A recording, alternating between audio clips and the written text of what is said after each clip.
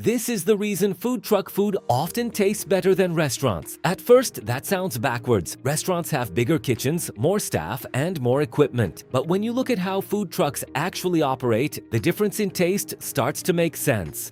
The first reason is focus. Most food trucks don't try to do everything. They build their entire menu around a small number of items and repeat them constantly. That repetition matters. When you cook the same dishes over and over, you refine every step. You adjust timing, seasoning, portioning, and technique until it becomes second nature. Restaurants, on the other hand, often have larger menus, which spreads that focus thinner. The result is that food trucks tend to perfect fewer items while restaurants manage more variety. That leads into the second reason, which is freshness. Food trucks usually operate in shorter windows. They prep for a specific service period, sell through what they have, and then reset. Because of that, ingredients are often used quickly rather than sitting for long periods. There's less incentive to overstock or hold on to items just to fill out a full-day menu. When food moves faster, it tends to taste fresher, and that freshness comes through in every bite. Another factor is proximity. In a food truck, the person cooking is often the same person who designed the menu. There's very little separation between the idea and the execution. That creates a level of consistency that's harder to maintain in larger restaurant kitchens where multiple people handle different parts of the process. When one person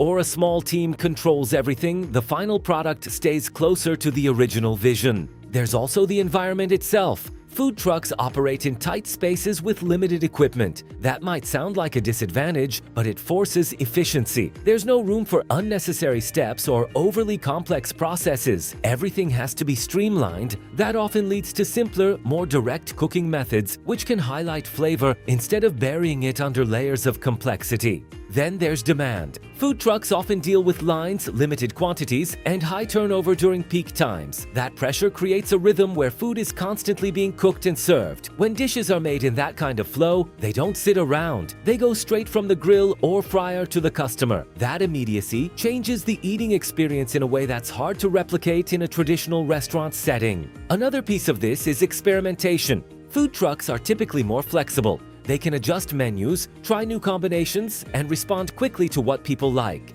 That freedom encourages creativity. Instead of sticking to a fixed, long-term menu, they can evolve in real time. When something works, it stays. When it doesn't, it disappears. That constant feedback loop pushes quality higher.